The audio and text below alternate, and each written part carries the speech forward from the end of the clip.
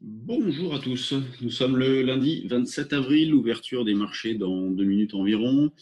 Marchés qui repartent de l'avant ce matin grâce au Japon notamment, puisque la Banque du Japon a annoncé accroître son soutien monétaire à l'économie japonaise, notamment en augmentant le montant maximal d'obligations d'entreprise et de billets de trésorerie, ce qui fait que le CAC revient à proximité de ses plus récents, autour des 4005. On est nettement en dessous, hein, 4450, mais ce matin sur le futur, on a fait 4490.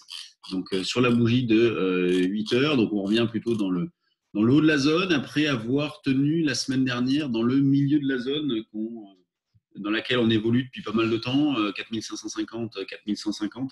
Et donc, en s'arrêtant vers les 4300, 350, eh bien, c'est le milieu de la zone. Et nous, on considère toujours que tant que le CAC évolue au-dessus de ce support-là, eh bien, il reste plutôt du bon côté. On conserve des probabilités de rebondir intéressantes, et ce qui a été parfaitement validé. En dessous, on aurait une petite dégradation avec en ligne de mire eh bien, la zone les derniers plus bas, hein, les 4150, 4100. Il faut penser à réajuster du montant des dividendes. Il y a environ 25 points d'écart entre le cash et le futur, donc lié aux dividendes. Donc le cash vaut 25 points de plus que le futur, donc 4450 pour le futur, échéance. Mais on cherche toujours à vendre. Alors 90-95, c'est la plus proche zone de vente. Sur l'Eurostoxx, alors cette zone de vente, elle a déjà été atteinte puisque vous pouvez jouer le double top sous 2850. Moi, c'est ce que j'ai fait. Donc, j'étais placé depuis vendredi. J'ai été exécuté ce matin, puis je me suis remis sur 2870. Donc, on continue toujours dans cet esprit de profiter de rebonds pour vendre, d'accumuler des écarts, des niveaux d'information. Bon, qui sont pas à côté non plus. Hein. Sur le CAC, c'est environ 200 points au-dessus des niveaux de prix actuels, mais on a pu réaliser, accumuler un très grand nombre d'écarts dans cette phase-là. Donc, on va dire que le stop, il est payé 10 fois, même plus. Donc, ça ne posera pas de problème si jamais le marché monte en ligne droite. Donc, on continue dans cet esprit-là, toujours vendeur, donc vendeur sur le CAC, plutôt vendeur sur l'Eurostoxx. Et puis, on cherche plutôt un biais neutre, on va dire, sur le DAX, avec des achats sur repli aussi que l'on propose, notamment sur le trade du jour dynamique, des ventes sur rebond aussi. Donc, bon, 10 450, pourquoi pas à l'achat, 10 000, cette résistance-là, vous voyez, 10 620, 30 pour commencer à vendre un petit peu. L'eurodoll, lui, bon, mais reste baissier, mais une nouvelle fois, on a bien tenu autour des 1,0780.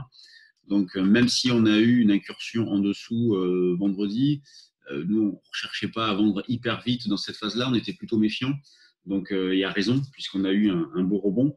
Donc, on cherche toujours à vendre, il n'y a pas de problème, il n'y a pas de changement. 1,08, 55, 60, c'est la résistance pour vendre. Donc, on l'a déjà fait, hein, c'est ce qu'on avait proposé sur le trade du jour ce matin.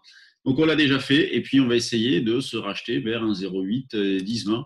Donc, ça ferait déjà un bel écart à prendre en ce début de séance. Et puis en dessous, on va retrouver le support des 1,07, 80. Sur les actions, alors toujours pas mal de résultats d'entreprise, hein, notamment aux États-Unis. En France, ça se calme un petit peu. Voilà, j'affichais le bon écran. Donc, 173 sociétés du SP500 qui vont publier cette semaine leurs résultats. Donc, en France, ce matin, nous avons donc Airbus qui a fait un petit point alarmant hein, sur son activité et qui a signifié aux 135 000 employés de la société de se préparer à des réductions d'emplois. Donc, il y a eu des annonces faites dans ce sens-là, les chiffres d'Alten. Sur les valeurs du CAC, plus forte hausse, ST Micro qui prend 5, les bancaires pas mal, l'automobile pas mal. Enfin, bon, tout est plutôt pas mal. Hein. C'est sûr que quand le CAC ouvre en hausse de quasiment 2%, bon, on a quasiment toutes les valeurs dans le vert. On a toutes les valeurs dans le vert d'ailleurs, puisque Airbus était un peu à la traîne et passé dans le vert. Donc Airbus hein, qui vraiment accumule sur ses points bas, c'est pas très joli, coiffé par les moyennes mobiles. Il est vraiment important d'attendre le signal technique dans cette phase-là. Total Sanofi, un peu à la traîne, alors bon en hausse, hein, mais un petit peu à la traîne par rapport aux autres. Ce matin, Sanofi sur le fond est repassé plus forte pondération du CAC d'ailleurs.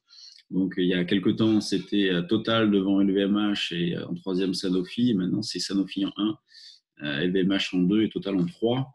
Le CAC, donc, il est en hausse de 2,05%. Les volumes sont extrêmement faibles en ce moment. Et la semaine dernière, on a tourné autour de 2,5 milliards. Donc, c'est misérable. Donc, une majorité, bon, enfin, toutes les valeurs dans le vert, de fortes hausses sur certaines valeurs, des secteurs donc, comme bancaire, automobile, bien orientés. Dans les screeners volume, qu'est-ce que l'on retrouve ce matin? Pour trouver des idées sur le trade du jour, action. Bon, Air France qui bouge, Terradiag, Awox, Atari. On a fait un joli petit carton la semaine dernière sur le trade du jour action et pas mal d'objectifs atteints. Donc, c'est plutôt sympa. AK qui a déclenché, Mediawan qui remonte, SMCP.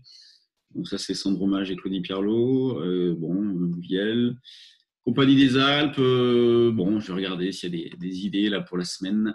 Mais pour l'instant, il n'y a rien de flagrant. Et soit on ouvre en net hausse avec des gaps et c'est difficile à reprendre si on ne s'est pas positionné avant. Donc, c'est pour ça qu'on a pas mal anticipé les choses sur le trade du jour action ces derniers temps.